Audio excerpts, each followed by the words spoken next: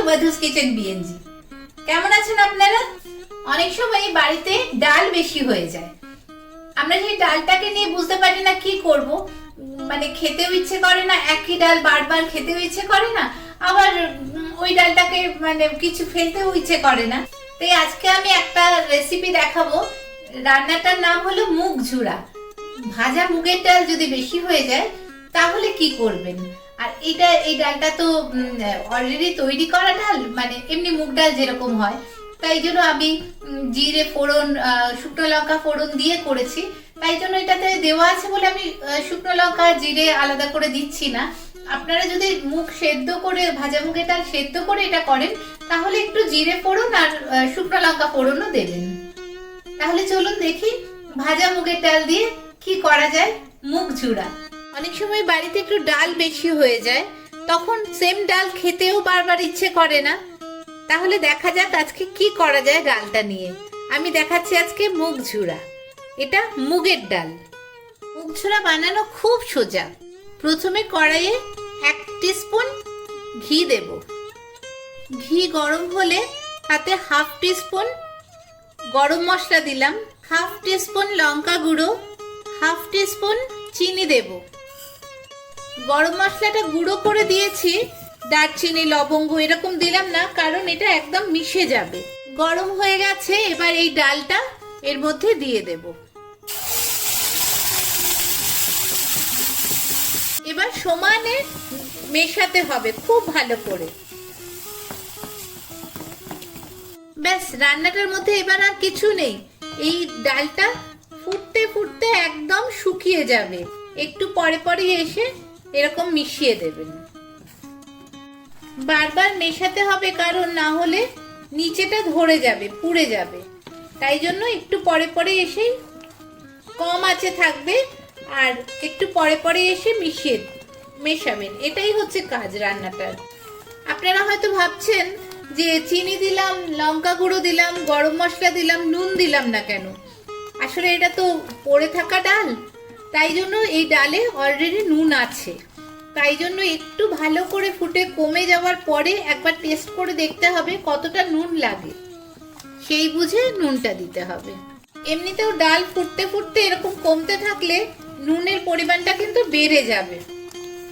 তাই জন্য একদম শেষে নুনটা দেব দেখে। দেখুন ডালটা অনেকটা কমে এসেছে। যত কমে শুকোতে থাকবে তত কিন্তু ফুটতে থাকবে। তাই জন্য একটু সাবধানে। দেখুন শুকোতে শুকোতে কত কমে গেছে ডালটা। এই যে চারদিকে লেগে লেগে গেছে, এর জন্য আমি এই ডালের বাটিতেই অল্প একটু জল দিয়ে দিলাম। এই যে জলটা দিলাম, এবার একটু যে জায়গাগুলো আটকে গেছে সেই জায়গাগুলোতে একটু এরকম ভাবে লাগিয়ে নিয়ে তারপর এরকম ভাবে খুন্তি দিয়ে এরকম একটু করে দিলে সব ডালটা উঠে আসবে। ডাল কষানোর একটা টিপস হচ্ছে, যখন দেখবেন যে আর উঠছে না, তখন কি করবেন, গ্যাসটা অফ করে দেবেন। একটু সময়ের জন্য বন্ধ করে দেবেন। তারপরে দেখুন এবারে খুন্তি দিয়ে আস্তে করে চাপলেই সবটা উঠে আসছে। দেখুন কত সহজে পুরোটা উঠে আসছে। এটা কিন্তু আপনারা যদি গ্যাসটা জ্বলতো তখন করলে কিন্তু হতো না। এই যে এবার দেখুন সবটা উঠে আসছে। যেটা নিচে আটকে আসছিল, এতক্ষণ ধরে চেপে চেপেও তোলা যাচ্ছিল না, সেটাই সামান্য একটু সময় গ্যাসটা বন্ধ থাকাতে সবটা উঠে আসছে। তৈরি হয়ে গেল মুগ ঝোরা। এইটা একটু নরম আছে, এরকম নরম অবস্থাতেই তুলে নেবেন। এরপর ঠান্ডা হয়ে গেলে এটা আপনা আপনি আরো শক্ত হয়ে যাবে। আর এটা আপনারা ভাতের সাথে, শুধু সাদা ভাতের সাথে মেখে খাবেন আর আমাকে জানাবেন কেমন হয়েছে। অসাধারণ টেস্ট হয়, ভীষণ ভালো লাগবে। ভাতের সাথে অসাধারণ লাগবে, আমি বললামই ভাতের সাথে তো দারুণ লাগবে। কিন্তু আরো দুটো ভাবে এই মুগ ঝোরা খাওয়া যায়, সেটাও দেখুন। খুব সিম্পল না? এটা অবশ্যই বাড়িতে বানাবেন। এই মুগ ঝোরাটা ভাত দিয়ে খেতে খুব ভালো লাগে। আর আমার মা এটা বানাতেন যে এটাতে না নারকোল ভাজাও দিতে পারেন। নারকোল ভাজা, কাঁঠাল বীজ যদি থাকে, আপনারা যদি পছন্দ করেন ওটাও একটু ভেজে দিয়ে দেবেন, খুব ভালো লাগে খেতে। এবার আমি দেখাচ্ছি এই মুগ ছোলা দিয়ে ডালপুরি কি করে বানানো যায়। ডালপুরি বানানো তো আপনারা জানেন খুব ঝামেলার, ডাল বেটে টেটে বানাতে হয়, অনেক সময়ের ব্যাপার। কিন্তু এই মুগ ছোলাটা রেডিমেড ডাল দিয়ে, ডাল থেকে মুগ ছোলা এত তাড়াতাড়ি হয়ে গেল, সেই মুগ ছোলার পুরটা দিয়ে ডালপুরি বানিয়ে দিতে পারবেন, ভীষণ তাড়াতাড়ি, ভীষণ ভালো হবে। তা বাড়তি পড়ে থাকা ডাল দিয়েই ডালপুরির মশলা তৈরি হয়ে গেল। এরকম সাইজের ছোট ছোট কটা লেচি করে নিলাম, একদম লুচির মতো নয়, তার থেকে একটু বড় হবে। সামান্য একটু তেল দিয়ে নিলাম। ডালপুরির লুচি কেমন, মানে ময়দাটা কেমন মাখা হবে সেটা আপনারা পরোটা অথবা লুচির রেসিপি আছে আমার, সেটাতে রেখে নিতে পারেন। একটু বেলে নিলাম, দিয়ে তেলটা দুদিকে একটু ভালো করে লাগানো হয়ে গেল। এবার অল্প একটু, দেখুন যতটা বড় লেচি তার থেকে একটু কম হবে, কিন্তু খুব বেশি দেবেন না, তাহলে কি হবে, ডালপুরি ফেটে যাবে। এইভাবে কভার করে নিলাম।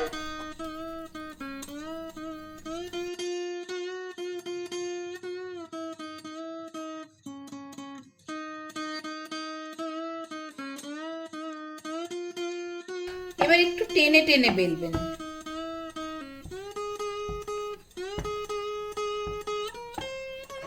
দেখুন বেশ বড় হবে, লুচির থেকে কিন্তু অনেকটা বড়। এটা কিন্তু ময়দা দিয়ে বেলবেন না, ময়দা দিয়ে বেললে তেলের মধ্যে ছাড়লেই ময়দা গুঁড়ো পড়বে। এটা সবসময় তেল দিয়ে বেলবেন। তেল গরম হয়েছে বুঝবো কি করে, সামান্য একটু ময়দা এরকম ভাবে তেলের মধ্যে দিন, দেখুন আস্তে আস্তে এটা উপরে উঠে আসছে। এই যে উপরে উঠে এলো, এর মানে তেল গরম হয়ে গেছে। এবার আস্তে করে ডালপুরিটা এর মধ্যে ছেড়ে দেব।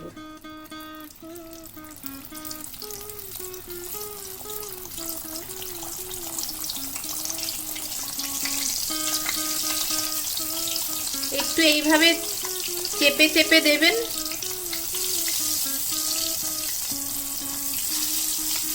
দেখুন কি সুন্দর ফুলে উঠছে। এবার উল্টে দেব।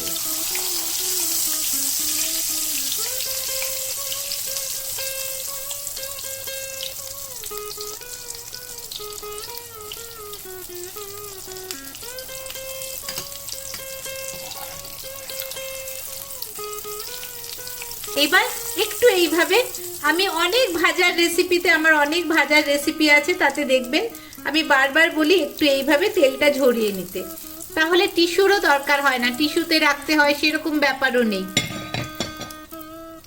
এরকম করলে ডাইরেক্ট তেলটা বেরিয়ে যাবে। দেখুন সুন্দর তেল ঝরে গেছে, এবার রেখে দিলাম। ওয়াও, দেখুন কি সুন্দর ফুলে উঠেছে। একটু এরকম ধরে তেলটা ঝরিয়ে দিতে হবে।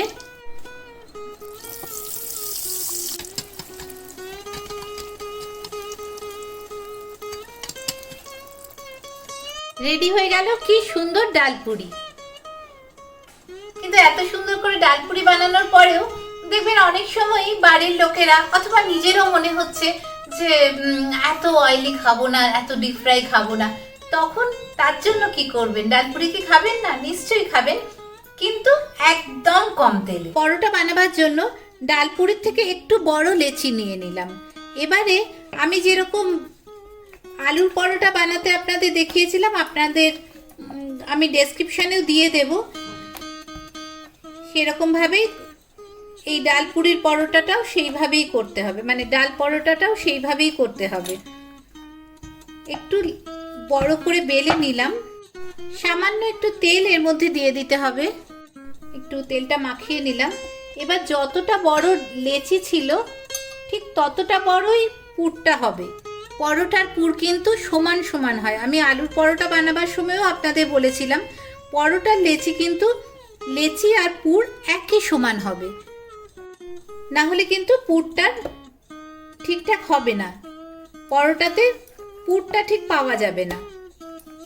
এটা কিন্তু আটা দিয়ে মাখবেন না, বেলবেন না, দরকার লাগলে খুব সামান্য একটু তেল দিয়ে নিন।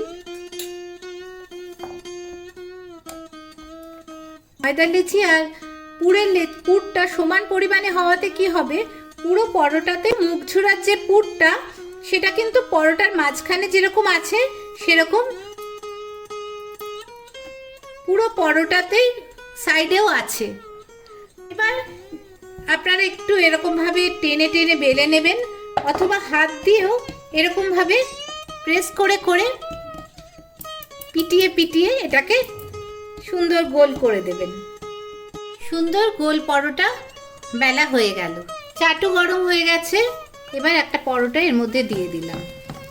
পরোটা কিন্তু খুব অল্প তেলে করব। দেখুন ফুলে উঠছে, একটু চাপ দেবেন, ফুলে উঠছে। এবার উল্টে দেব। দেখুন কি সুন্দর ফুলে উঠছে। এবার 1 টিস্পুনেরও কম তেল চারদিকে যদি দিয়ে দেন, দেখবেন এটা কি সুন্দর ফুলে উঠবে, একদম লুচির মতো বা ডালপুরির মতোই ফুলে উঠবে। তেলও খুব কম গেল, অথচ স্বাদেও ডালপুরির মতোই হবে। দেখছেন ফুলে উঠছে। সামান্য তেল এরকম উপর থেকে ছিটিয়ে দিয়ে চামচ দিয়ে মাখিয়ে দিন।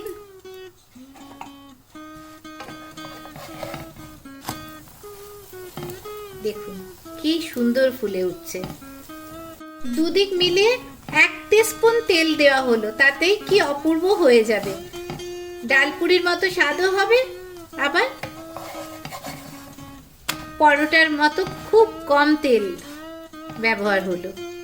দেখুন কত সহজে ডাল পরোটাটা তৈরি হয়ে গেল, যেমন নরম হয়েছে। আর দেখুন পুরটা কিন্তু পুরো পরোটার মধ্যে পাওয়া যাচ্ছে। এইভাবে বানাবেন, কম তেলেও হয়ে যাবে, হেলদি আবার ভীষণ টেস্টি। কেমন লাগলো অবশ্যই বাড়িতে বানাবেন। আমার চ্যানেল মাধুস কিচেন বিএনজি সাবস্ক্রাইব করবেন, ভালো লাগলে লাইক করবেন, একটু শেয়ার করে দেবেন সবার সাথে। সবাই মিলে রান্নাটা আমরা শিখবো। আপনারা আমার সাথে আছেন, পাশে আছেন, তাই জন্য আমি অনেক অনেক ভালো করে চ্যানেলটা চালাতে পারছি। আমার রান্না শেখাতে খুব ভালো লাগে, আর আপনারাও খুব তাড়াতাড়ি শিখছেন, এটা আমার খুব বড় পাওয়া।